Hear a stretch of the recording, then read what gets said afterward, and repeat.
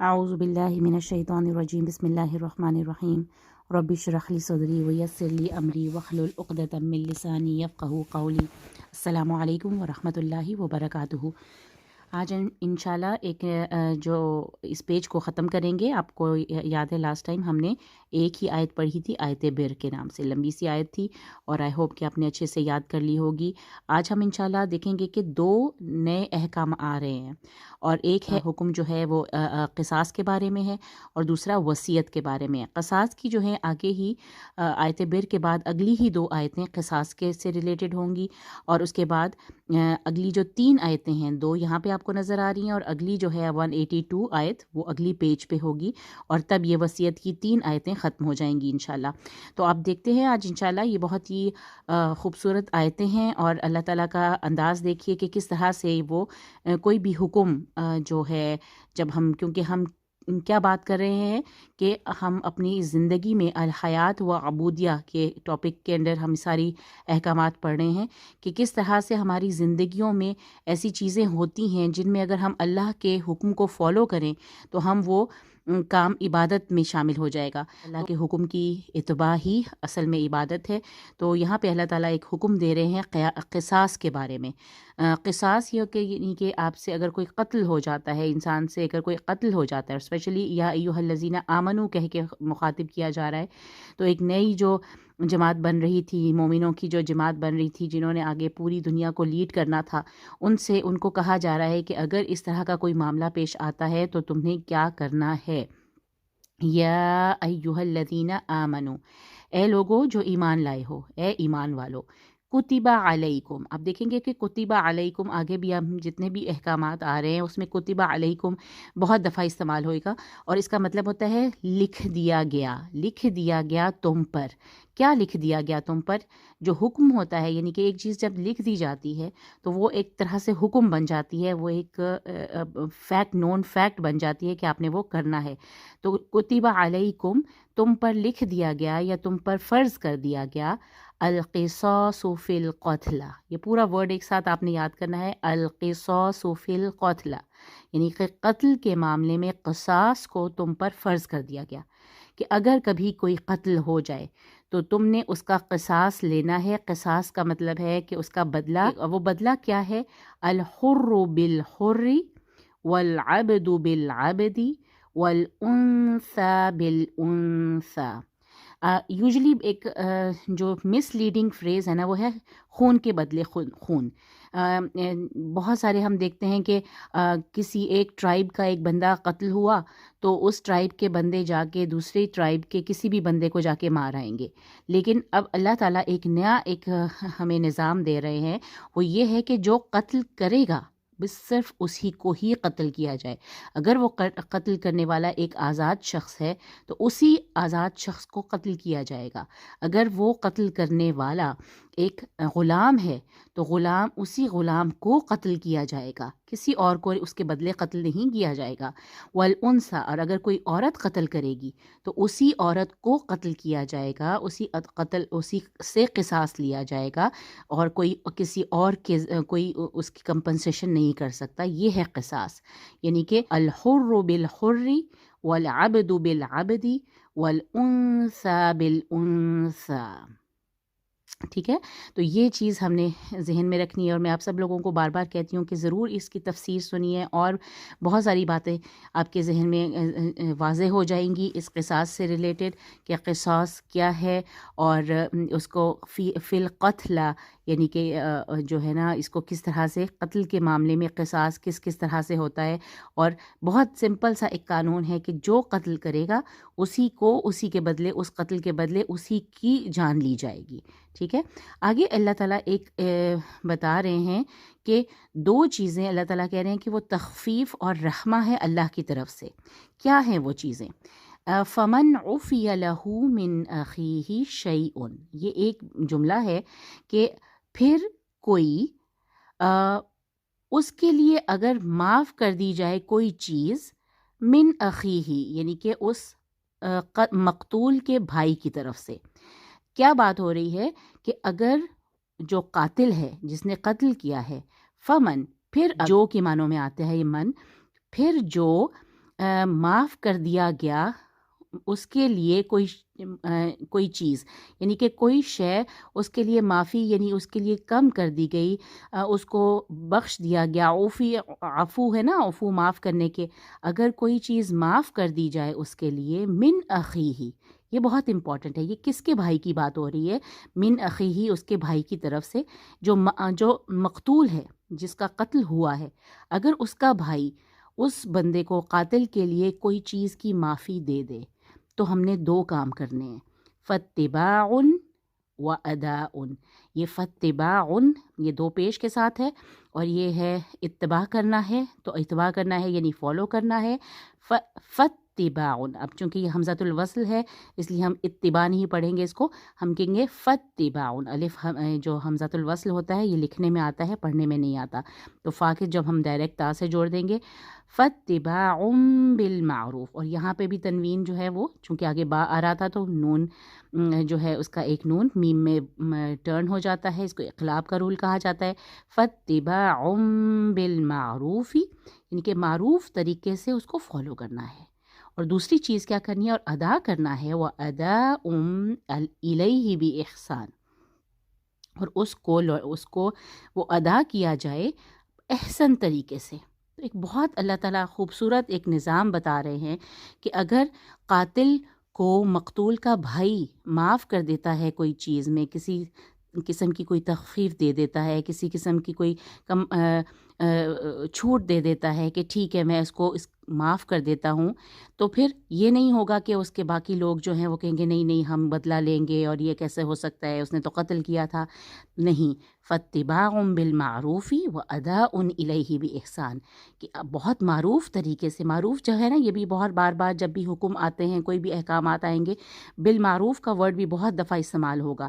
معروف کہتے ہیں کہ کوئی بھی چیز جو رائج ہوتی ہے، اس وقت کے مطابق، اس کے قانون کے مطابق جو چیز رائج ہوتی ہے اس کو فالو کیا جائے گا، اور کمپنسیٹ کیا جائے گا جو کچھ اس کے بھائی نے، یعنی کہ اگر کوئی وہ دیت کا معاملہ کرتا ہے، اس کو قتل نہ کیا جائے اور اس کے بدلے بلڈ منی لے لیا جائے، تو وہ بھی اس کے بھائی کی طرف سے یہ ہوگا اور اس کو پھر ادا کیا جائے گا الیہ باحسان، اور بہت خوب اچھے طریقے سے اس کو احسان کے طور پہ، یعنی کہ خوبصورت طریقے سے، احسن طریقے سے اس کو ادا کیا جائے، الیہ اس کو یعنی کہ اس کے بھائی کو یا ان کی فیملی کو، ادا الیہ باحسان۔ تو یہ ایک اللہ تعالیٰ نے کرائٹیریا دے دیا، پہلے بتایا قصاص، اگر کوئی قتل ہوگا تو یہ معاملہ ہوگا، الحر بالحر والعبد بالعبد والانثى بالانثى فمن عفی لہ من اخیہ شیء۔ تو یہ ایک ایکسیپشن تو نہیں لیکن ایک کنڈیشن بتا دی کہ اگر اس کے بھائی کی طرف سے، یعنی مقتول کے بھائی کی طرف سے قاتل کو کوئی کمپنسیشن مل جاتی ہے، بلڈ منی پہ بات ختم ہو جاتی ہے، تب آپ اس کو وہ معافی مل سکتی ہے، اور لیکن اس کو پھر کیا ہوگا، اس کو فالو کرنا ہوگا بہت معروف طریقے سے، اور ادا کرنی ہوگی وہ کمپنسیشن بالاحسان، بالاحسان نہیں سوری باحسان، الیہ باحسان۔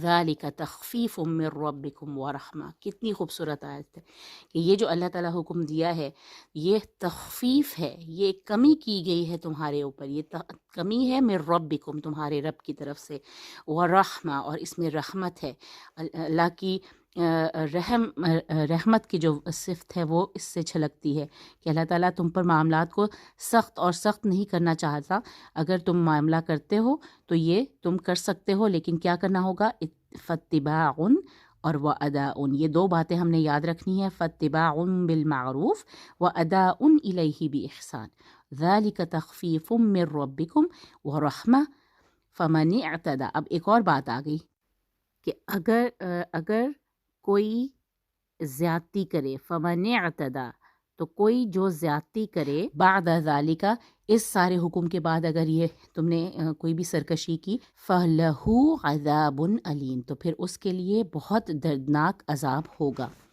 آگے دیکھیے قصاص کی آیت کو کنکلیوڈ کیسے کیا گیا کہ وَلَكُمْ فِي الْقِصَاصِ حَيَاةٌ يَا أُولِي الْأَلْبَابِ، کہ اے لوگو، اے عقل والوں، اولو الالباب کہتے ہیں جو عقل رکھتے ہیں، ٹھیک ہے. لب لباب ایک ورڈ ہوتا ہے، یعنی کہ کسی چیز کی تہ پہ پہنچنے والے جو ہوتے ہیں، یعنی کہ بہت عقل مند لوگ جو ہوتے ہیں.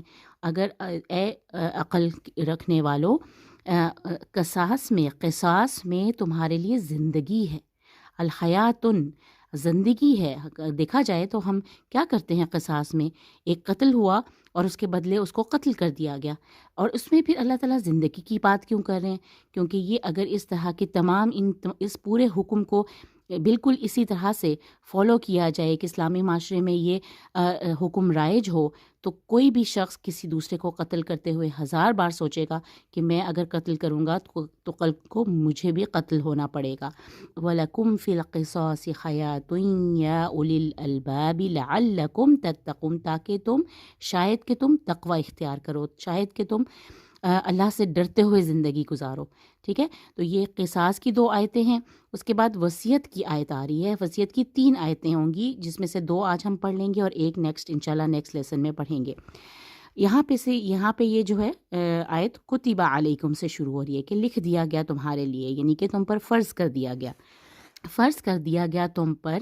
اذا حضر احدکم الموت، حضر پہنچتے یعنی کہ پہنچی، حاضر ہوئی جیسے نا حاضرہ کہتے ہیں حاضر، تو کسی کے اوپر پہنچی، احدکم کسی ایک کے اوپر، تم میں سے کوئی ایک کیا پہنچی؟ الموت، موت جو ہے پیش ہے اس کے اوپر، تو یہ فاعل ہے کہ اگر اذا آ رہا ہے، از نہیں کرنا ہے اس کو. اذا حضر احدکم الموت، جس کہ جب پہنچی تم میں سے کسی ایک کے پاس موت، یعنی کہ تم موت کے قریب ہوئے.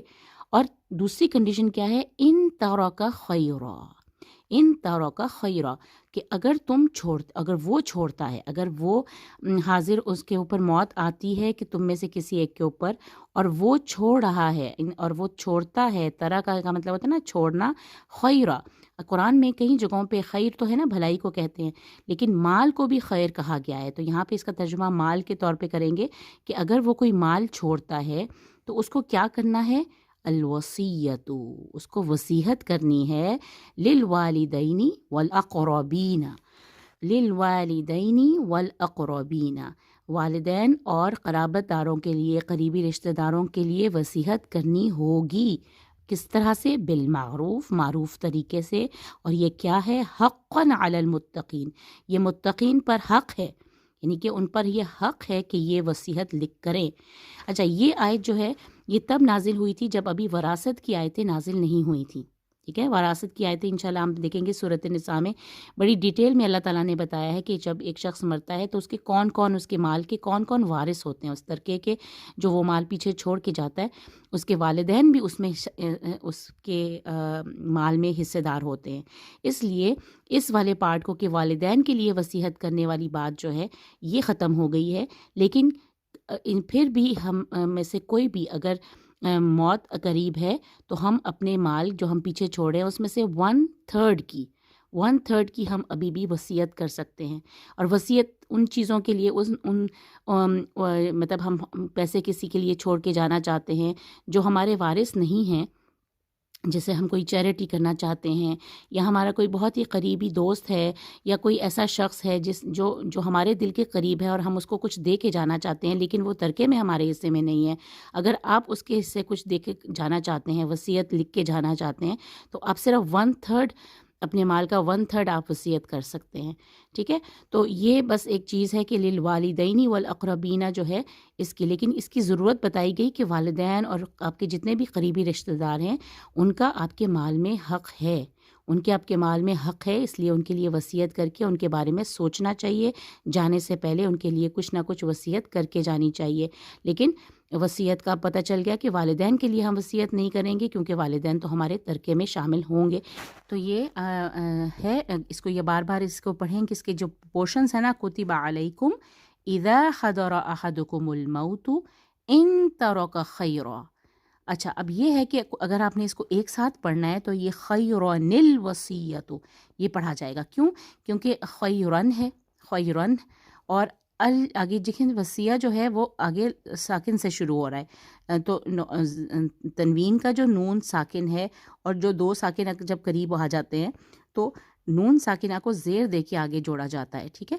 تو خیر، آپ کو اردو کے اگر آپ پاکستانی مصحف دیکھیں تو اس میں یہاں پہ نون کے نیچے ایک زیر لکھا ہوا نظر آئے گا، اس کو نون قطنی کہتے ہیں۔ تو اس کو جوڑا جاتا ہے خیرونل، اصل میں تھا خیرون، تو خیرون کا جو نون ساکن ہے اس کو زیر دے دی جاتی ہے، خیرون الوصیۃ للوالد۔ تو التقاء ساکنین کے رول کی وجہ سے اس کو پڑھنے کا ایک خاص طریقہ ہے، خیرون الوصیۃ للوالدین والاقربین بالمعروف حقا علی المتقین۔ آگے کہا جا رہا ہے فمن بدلہ، من ہے، من کا مطلب ہوتا ہے جو، لیکن آگے چونکہ با سے ورڈ آ رہا تھا تو اس لیے یہاں پہ بھی اقلاب کا رول اپلائی ہو رہا ہے جیسے یہاں پہ ہو رہا تھا۔ تو فمن بدلہ، تو جو کوئی اس کو بدل ڈالے، کس کو بدل ڈالے؟ وصیت کو۔ یہ جو وصیت کا سارا عمل ہے اگر کوئی اس کو بدل ڈالتا ہے، کب؟ بعد ما سمعہ، اس کو سننے کے بعد اگر کوئی اس کو بدل دیتا ہے تو کیا اس کا گناہ کس کو ہوگا؟ فَإِنَّمَا، انما ایسا ورڈ ہے، ایسا لفظ ہوتا ہے جو کہ حصر کا مفہوم پیدا کر دیا جاتا ہے، تو صرف کا مفہوم آ جاتا ہے۔ تو کون ہوگا؟ صرف اس کا گناہ صرف کس کو ہوگا؟ فَإِنَّمَا إِثْمُهُ، اس کا گناہ عَلَى الَّذِينَ يُبَدِّلُونَهُ، وہ تمام لوگ جو اس کو بدلیں گے ان پر اس کا گناہ ہوگا۔ عَلَى الَّذِينَ يُبَدِّلُونَ، الَّذِينَ بھی بتا رہا ہے کہ یہ جمع کے لیے ہے، يُبَدِّلُونَ بدلنے والے، وہ بدلتے ہیں، ٹھیک ہے۔ تو وہ لوگ جو بدلتے ہیں اسے، کسے؟ وصیت کو۔ تو فمن بدلہ، جس نے اسے بدلا، من نہیں ہے، فمن بدلہ بعد ما سمعہ، اس کو سننے کے بعد جس نے اسے بدل ڈالا، فإنما اسمہ علی الذین یبدلون، تو پھر صرف اس کا گناہ اس پر ہوگا جو اس کو بدلیں گے، ٹھیک ہے۔ ان اللہ سمیع علیم، اللہ نے اپنے دو جو نام ہیں سمیع اور علیم جو ہے وہ بتایا کہ اللہ بہت زیادہ خوب سننے والا بھی ہے اور علیم بھی ہے، یعنی کہ جو کچھ تم کر رہے ہو، تمہارے ساتھ یہ سب کچھ اس سارے سلسلے میں ہو رہا ہے، اللہ خوب بہترین جاننے والا جو ہے وہ علیم جو ہے وہ اللہ ہے، اور اللہ جو کچھ تم کہتے ہو بولتے ہو وہ سب کچھ سننے والا بھی اللہ ہے۔ ان اللہ سمیع علیم، اللہ خوب سننے والا اور خوب جاننے والا ہے۔ تو آئی ہوپ کہ یہ آپ نے یاد رکھنا ہے کہ آیت بر کے بعد دو آیتیں ہیں قصاص کی اور پھر 3 آیتیں ہیں وصیت کی۔ دو آیتیں ہم نے آج پڑھ لی ہیں اور انشاءاللہ اگلی آیت ہم نیکسٹ لیسن میں پڑھیں گے۔ تو بار بار ان کو پڑھیے، بہت ہی ایزی ہیں، اور جو کچھ ورڈز ہیں ان کو ذہن میں رکھتے ہوئے، اگر آپ کے لیے پہلی دفعہ آپ پڑھ رہے ہیں کچھ ورڈز کو، ان کو بار بار زبان سے ادا کیجیے۔ قصاص، صاد کو موٹا پڑھنا ہے، اور یہ خیرون الوصیۃ، یہ ایک ورڈ ہے جو تھوڑا سا ٹرکی ہے، اس میں نون قطنی اردو کے مصحف میں لکھا ہوتا ہے، یعنی اس کو خیرون تھا تو خیرون کا جو نون ساکن تھا اس کو زیر دے دی جاتی ہے، تو وہ خیرون الوصیۃ للوالدین پڑھا جاتا ہے، ٹھیک ہے۔ تو آئی ہوپ یہ آپ کو ایزی لگیں گی آیتیں۔ جزاک اللہ خیر، السلام علیکم ورحمۃ اللہ وبرکاتہ۔